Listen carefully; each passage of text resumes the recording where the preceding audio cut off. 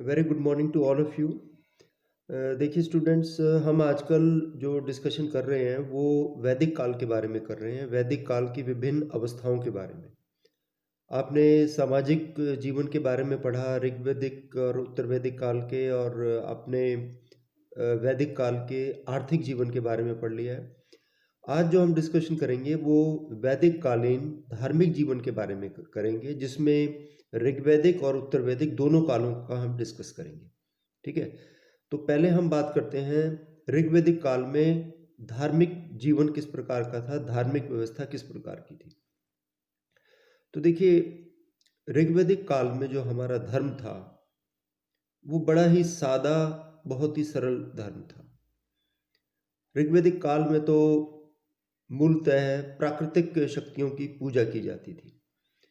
वैसे ऋग्वेद में हमें 33 देवी देवताओं का वर्णन मिलता है, लेकिन कहीं कहीं हमें 33 से अधिक देवी देवताओं का भी वर्णन मिलता है। और ये जो देवी देवता हैं, ये जो है आकाशीय देवता, पृथ्वी के देवता, अंतरिक्ष, इस तरह से बटे हुए थे। तो देखिए, सबसे पहले हम बात करते हैं प्रकृति पूजा की, worship of nature. Actually the Rigvedic people, they were worshippers of nature. जब सरल हृदय आर्यों ने प्राकृतिक शक्तियों को देखा तो बहुत ही आश्चर्यचकित हुए।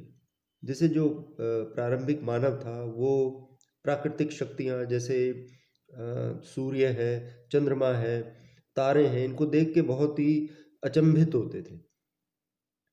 तो वही स्थिति जो है वैदिक आर्यों की थी। बहुत ही सरल हृदय थे, तो जो वो प्राकृतिक शक्तियों को देखते थे तो वो कुछ से तो भयभीत होते थे, कुछ से बहुत आश्वस्त होते थे, कुछ से बहुत प्रभावित होते थे।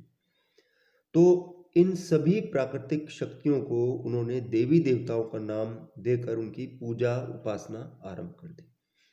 देखिए, यही है जो बेसिक बातें हैं, वो यही हैं कि मनुष्य ने, ये मनुष्य द्वारा बनाए गए हैं देवी देवता।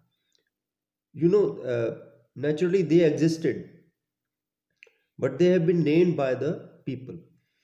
तो उनको जो है प्राकृतिक शक्तियों को देवी देवता मानकर उनकी पूजा करनी आरंभ कर दी। जैसे संसार को प्रकाश देने वाला जो सूर्य है, उसकी पूजा शुरू हो गई।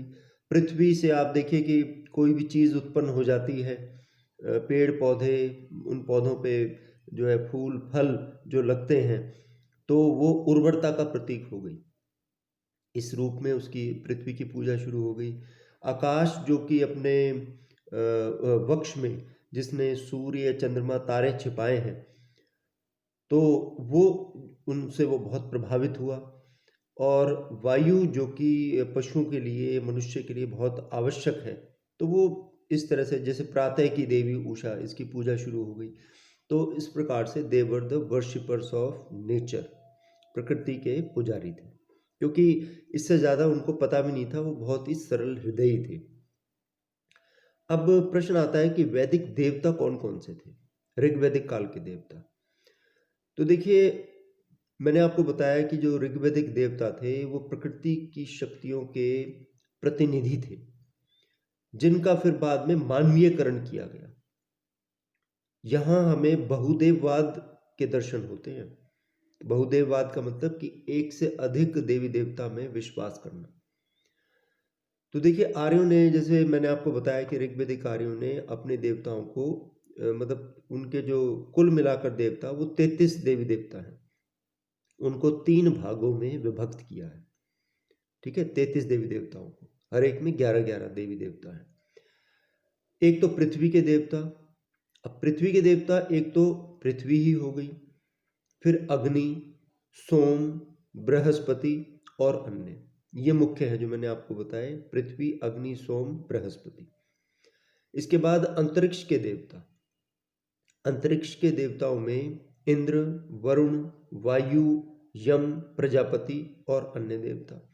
इसी तरह से आकाश के देवता। आकाश के देवता में जैसे वरुण है, मित्र हैं, सूर्य, उषा, विष्णु और अन्य।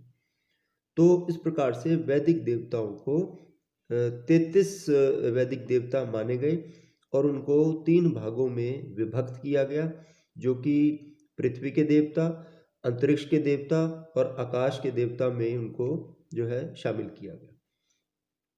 इसके अतिरिक्त तो कुछ अन्य जो ऐसे देवता थे जो कि अमूर्त थे, एब्स्ट्रैक्ट थे, जिनको देखा मतलब जो दिखाई नहीं देते थे, वो मतलब उनको केवल महसूस किया जा सकता था। वैसे तो अब अगर प्राकृतिक शक्तियों की बात करें, देखिए सूर्य दिखाई दे रहा है, चंद्रमा दिखाई दे रहा है और वायु का भी अनुभव हो रहा है। तो इसी तरह से कुछ जैसे श्रद्धा, मनु, धात्र, ये भी कुछ अन्य देवता थे।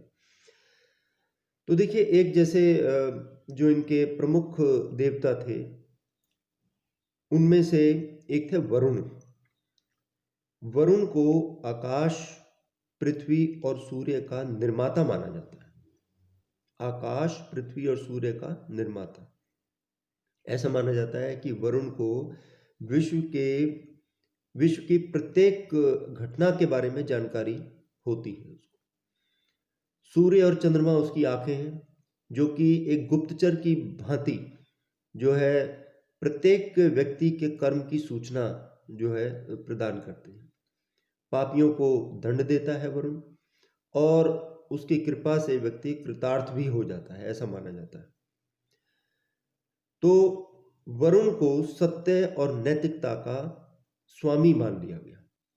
ठीक है, ये सब मतलब मनुष्य की अपनी एक सोच है, उसने जो महसूस किया उस समय, this was how the religion developed. ठीक है ना, मतलब प्राकृतिक शक्तियों के अतिरिक्त जो हमने नाम बताए 33 देवता, ठीक है, इनमें फिर कुछ ऐसे भी देवता हैं जो कि अमूर्त हैं, जो कि अमूर्त भावनाओं के द्योतक हैं। अमूर्त भावनाएं, एब्स्ट्रैक्ट जो फीलिंग्स हैं, उनको रिप्रेजेंट करते हैं। तो इसमें वरुण के बारे में मैंने आपको बताया कि ये जो है सत्य और नैतिकता का देवता माना गया, और इसको आकाश, पृथ्वी और सूर्य का निर्माता कहा जाता है। इसी तरह से इंद्र देवता, इंद्र की स्तुति में तो ऋग्वेद में 250 मंत्र हैं। इंद्र को सर्वमान्य और सर्वशक्तिशाली देवता माना गया। इसको आंधी, तूफान, बिजली, वर्षा का देवता, जैसे हम कभी ऐसा होता है कि बहुत गर्मी पड़ रही है, हम कहते हैं भाई इंद्र देवता की पूजा करो या इंद्र देवता का आवाहन करो, और कई यज्ञ करते हैं इंद्र देवता को प्रसन्न करने के लिए। तो तूफान, आंधी, बिजली का देवता जो है इंद्र के रूप में माना गया। और ऐसा भी माना जाता है कि इंद्र जो देवता हैं वो शत्रु के अभेद्य किलों को भी नष्ट करते हैं, इसलिए उनको पुरंदर कहा गया। पुरंदर मतलब किलों को नष्ट करने वाला, किलों को तोड़ने वाला। तो इंद्र देवता की पूजा की जाती थी, जिसके पूजा के लिए ऋग्वेद में 250 मंत्र जो है वर्णित है। इसी तरह से एक अन्य देवता जो माने गए हैं वो है अग्नि देवता। अग्नि जो है वो सभी घरों का स्वामी है, और कोई भी संबंध है, कोई भी विवाह संस्कार है, दाह संस्कार है, उसमें अग्नि को प्रज्वलित किए बिना वो संस्कार पूरा नहीं माना जाता। आप जानते हैं अग्नि was a mediator between God and man. देवता और मनुष्य के बीच में ये एक बिचौलिए का काम करता है अग्नि। देखिए जब हम कोई यज्ञ करते हैं तो यज्ञ की अग्नि में हम सामग्री वगैरह डालते हैं, घी डालते हैं, और वो जो है उसमें जलकर फिर वो उड़ जाता है। तो ऐसा माना जाता है it is actually a mediator between God and man. ये मनुष्य को देवता से संपर्क साधने का एक साधन है। समझ में आ रहा आपको?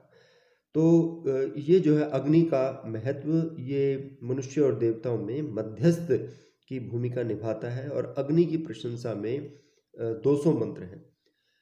और इसके बाद जो जिन देवता की बात कर रहा हूं मैं, सूर्य देवता, 10 सूक्तों में सूर्य की स्तुति की गई है ऋग्वेद में। 10 सूक्त हैं। सूर्य को मित्र, वरुण, अग्नि का नेत्र माना गया है कि ये आंखें हैं, मित्र, वरुण और अग्नि की आंखें हैं। और ऐसा माना जाता है कि ये जो है सूर्य देवता जो है 7 घोड़ों के रथ पर सवार होकर आकाश के चक्कर लगाते हैं।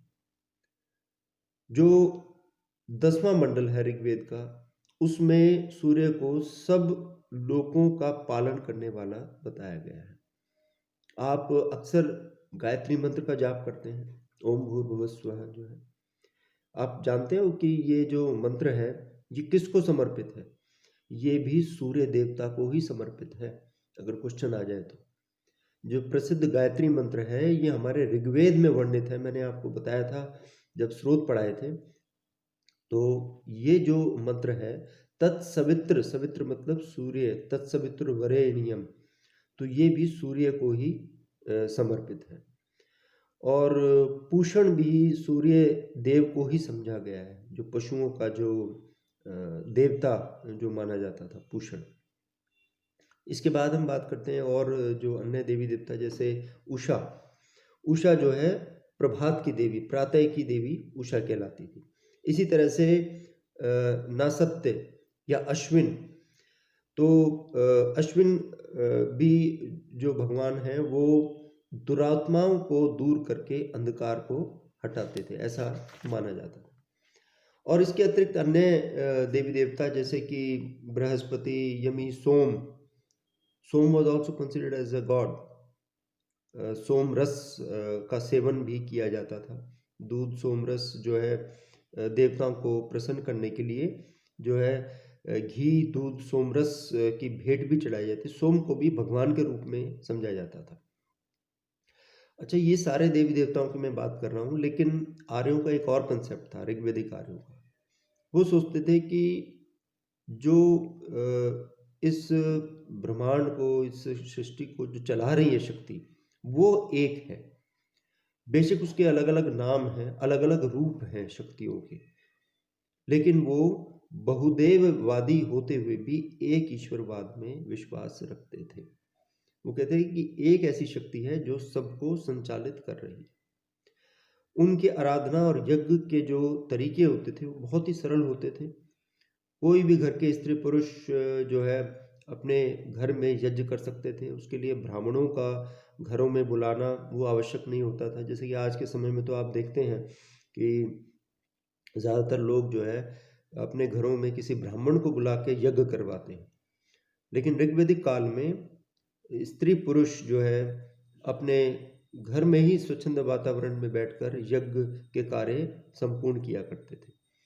तो इनके जो तरीके थे वो बड़े सरल होते थे, उसमें कोई कर्म कांड वगैरह नहीं होता था ऋग्वेदिक काल में। बाकी पितरों की पूजा पर भी इनका विश्वास था। उस समय मंदिर और मूर्ति पूजा का अभाव, उस समय आप याद रख लें कि ऋग्वेदिक काल में ना तो मंदिर थे, ना मूर्ति पूजा का प्रचलन था। तो जैसे आज के समय में आर्य समाजी लोग होते हैं ना, जो मूर्ति पूजा नहीं करते, जो केवल यज्ञ वगैरह करते हैं, अनुष्ठान करते हैं, तो इसी तरह का हमारा ऋग्वेदिक धर्म जो है बहुत ही सरल, बहुत ही सादा था। और इस काल में थोड़ा सा हमें दर्शन की भी कल्पना जो मिलती है, जैसे पाप पुण्य, स्वर्ग नर्क, जो इस तरह की बातें हैं ना, दर्शन से संबंधित, आत्मा परमात्मा की हमें थोड़ा बहुत हमें जिक्र मिलता है। अच्छा, अब हम बात करते हैं, ये तो है ऋग्वैदिक कालीन धर्म। अब हम बात करते हैं उत्तर वैदिक काल का धर्म किस प्रकार का था। तो देखिए, उत्तर वैदिक काल के धर्म में ऋग्वैदिक काल की अपेक्षाकृत अब थोड़ी जटिलता आनी शुरू होगी और देवताओं का स्वरूप भी बदलने लगा। अब कुछ नए देवी देवताओं का जो है उनकी पूजा का प्रचलन हो गया। जैसे पहले तो मैंने आपको बताया कि प्राकृतिक शक्तियों की पूजा की जाती थी ऋग्वैदिक काल में। अब जो पूजा की जाने लगी, 3 देवता प्रमुख हो गए, ब्रह्मा, विष्णु और शिव, या महेश भी कहा जाता है। ये नॉर्मल जो भाषा है उसमें ब्रह्मा, विष्णु, महेश बोला जाता है। तो अब क्या हुआ कि अब ऐसा नहीं कि प्रकृति की पूजा नहीं होती थी, प्रकृति की पूजा भी होती थी, लेकिन जो प्राकृतिक देवी देवता थे उनकी जो शक्तियां हैं उन वो अब जो है गौण हो गई। और ये जो जिन देवी देवताओं के मैं नाम बताऊंगा वो प्रमुख हो गए।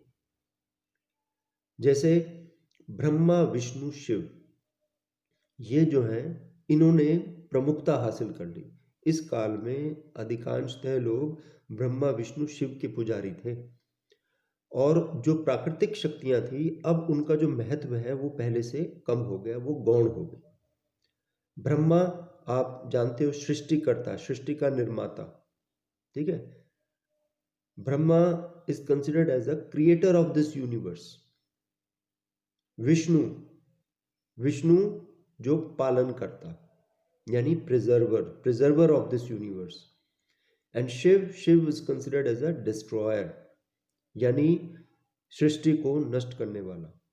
तो सृष्टिकर्ता यानी सृष्टि का निर्माण करने वाला, उसका पालन करने वाला विष्णु, निर्माण करने वाला ब्रह्मा, और उसको मिटाने वाला, डिस्ट्रॉयर, वो शिव। तो ये ट्राइनिटी ऑफ गॉड्स, यानी अब जो है त्रिदेव का जो कंसेप्ट है, थ्री गॉड, वो जो है प्रोमिनेंट हो गया। और यज्ञों के स्वरूप में भी परिवर्तन आया। अब जैसे देखिए, पॉलिटिकली अगर हम देखें तो ऋग्वेदिक काल से उत्तर वैदिक काल में चेंजेस आए। ऋग्वेदिक काल was basically nomadic society, pastoral society, and with the advent of the iron technology, this society, the tribal pastoral society, changed into large mahajanapadas, बड़े बड़े टेरिटोरियल स्टेट्स आ गए, ठीक है ना। अब राज्यों का उदय हुआ, तो अब क्या हुआ, राजा का बड़ा महत्वपूर्ण स्थान हो गया। बड़े बड़े एरियाज जो है राजा के अधीन आ गए, बड़े बड़े राज्यों का स्वामी बन गया। तो अब वो विभिन्न प्रकार के यज्ञ करने लग गया। जैसे जो उस समय राजा थे वो 3 प्रकार के यज्ञ करते थे प्रमुख: राजसूय यज्ञ, वाजपेय यज्ञ, अश्वमेध यज्ञ। राजसूय यज्ञ जो किया जाता था वो राजा को दिव्य शक्ति प्रदान करने के लिए किया जाता था, ठीक है। वाजपेय यज्ञ जो किया जाता था वो राजा को स्ट्रेंथ जो है प्रदान करने के लिए किया जाता था। और जो अश्वमेध यज्ञ था वो राजा का जो प्रभुत्व है, यानी राजा ने अधिक से अधिक क्षेत्रों को अपने अधीन करने के लिए ये अश्वमेध यज्ञ किया जाता था। तो अश्वमेध यज्ञ में घोड़े को सजाकर, यज्ञ करके घोड़े को सजाकर उसको छोड़ दिया जाता था। जहां तक वो जाया जाता था वहां तक राजा का प्रभुत्व समझा जाता था, और अगर उसे कोई पकड़ लेता था तो फिर उसको राजा के साथ युद्ध करना पड़ता था, ठीक है। वाजपेयी यज्ञ जो है उसमें क्या होता था, उसमें भी घुड़दौड़ होती थी, और उसमें राजा के घोड़े, राजा का जो घोड़ा होता था ना, उसमें उसको जिता दिया जाता था अन्य जो उसके मंत्री वगैरह होते हैं ना, उनके घोड़ों से। तो it was used to confer strength on the king. और राजसूय यज्ञ जो होता था वो राजा को दैवीय शक्ति प्रदान करने के लिए किया जाता था। तो इस प्रकार से विभिन्न यज्ञों का प्रचलन हो गया। ब्राह्मणों का प्रभुत्व इस काल में बढ़ गया। अब जो ब्राह्मण थे, क्योंकि ये जो यज्ञ होते थे ना, जैसे अश्वमेध यज्ञ वगैरह, ये कई कई वर्ष चलते थे, तो ब्राह्मणों को बहुत अधिक संख्या में जो है बहुत अधिक मात्रा में दान दक्षिणा दी जाती थी। शतपथ ब्राह्मण में तो ऐसा भी जिक्र है कि ब्राह्मणों को ये यज्ञ वगैरह करने के लिए, अश्वमेध यज्ञ करने के लिए कई हजार गायें जो है भेंट में दी जाती थी। और इस काल में देखिए तपस्या पर बल दिया गया। ऋग्वेदिक काल में तपस्या पर ज़्यादा बल नहीं दिया गया था, लेकिन इस काल में तपस्या पर बल दिया गया। और उत्तर वैदिक काल में ही पुनर्जन्म, मोक्ष, कर्म सिद्धांत का उदय हुआ कि पुनर्जन्म होता है और मनुष्य को उसके पूर्व जन्मों के अनुसार ही जो है अगला जीवन मिलता है। और कर्म सिद्धांत में विश्वास जो है इस काल की धार्मिक विशेषता रही। इस काल में अंधविश्वास, जादू टोनों पर भी विश्वास का हमें पता चलता है। मतलब अंधविश्वास और जादू टोने भी प्रचलित हो गए थे, जैसे अथर्ववेद में ये सारी बातें लिखी हुई हैं। और आप देखिए कि धर्म धीरे धीरे जटिल होता चला गया। अब स्त्री पुरुष घर में यज्ञ नहीं कर सकते थे, अब तो ब्राह्मणों को ही बुलाना पड़ता था और मंत्रोच्चारण पर विशेष ध्यान दिया जाता था। मतलब सही ढंग से वो मंत्र उच्चारण कर रहे हैं या नहीं। और यज्ञ अनुष्ठान बहुत लंबे समय तक ये यज्ञ चलते थे और ब्राह्मणों का प्रभुत्व बढ़ गया, बहुत ज़्यादा मात्रा में वो दान दक्षिणा जो है लोगों से लिया करते थे। तो ये वैदिक कालीन धार्मिक जीवन ये आप अच्छी तरह से तैयार कर लें। Thank you.